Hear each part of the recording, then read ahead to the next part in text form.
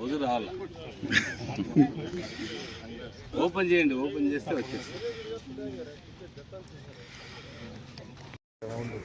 మీరందరూ ఒకసారి కౌన్సిలర్లు అంతా వచ్చి రౌండ్ వేయాలా సార్? వస్తారు సార్.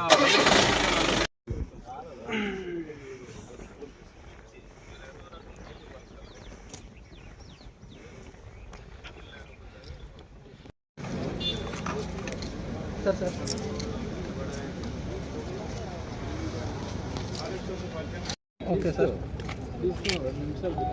అందరికీ నమస్కారం.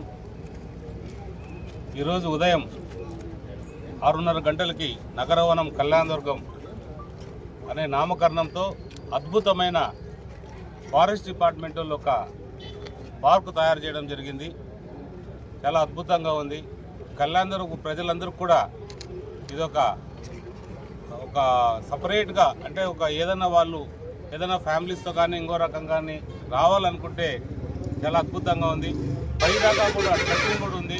ఎవరైనా పిల్లలు స్టూడెంట్స్ కావచ్చు లేదా ట్రెక్కింగ్ మీద ఇంట్రెస్ట్ ఉండే వాళ్ళు కూడా ట్రక్ చేసుకుంటూ పైకి వెళితే మన కళ్యాణదుర్గం ఊరంతా కూడా పైనుంచి ఒకటి కనిపిస్తుంది. ఇలాంటి ట్రెక్కింగ్ ప్లేస్ కూడా జిల్లాలో ఏ ప్రాంతంలో కూడా లేదనేది నా భావన. ఎందుకంటే నేను చాలా చోట్ల చూశాను. ఇంత అద్భుతమైన వాతావరణం అనేది మనకి ఇక్కడ ఉండడం అదృష్టంగానే భావించాలి. దీన్ని కూడా ఇంకా బాగా అభివృద్ధి చేశారు. ఇంకా అభివృద్ధి చేయాల్సిన బాధ్యత ఉంది. ఇంకా కొన్ని వాళ్ళ దాంట్లో లేనివి కూడా ఉన్నాయి. కొన్ని అలాంటి దానికి సహకరిస్తానని చెప్పాను. ఎందుకంటే కొంచెం ట్రెక్కింగ్ చేయడానికి అనుకూలంగా మట్టి రోడ్డు ఏదైతే ఉండదో మట్టి రోడ్డుగానే ఉండాలి. ఆ మట్టి రోడ్డుని లెవెల్ చేయడానికో లేదా ఒక రకంగా ముందుకు పోవడానికో వాళ్ళ దగ్గర మిషనరీ లేదు కాబట్టి అది నేను పంపించి సహకరిస్తానని చెప్పాను. కళ్యాణదుర్గం ప్రజలందరూ కూడా దీన్ని ఉపయోగించుకుంటారు, బాగా ఉపయోగించుకుంటారు. ఇంత దగ్గరలో 380 ఎకరాల్లో ఈ ప్రాంతంలో ఇది ఉండడం మన అదృష్టం. ఇది త్వరలోనే డిప్యూటీ సీఎం గారి చేత ప్రారంభం కాబోతుంది.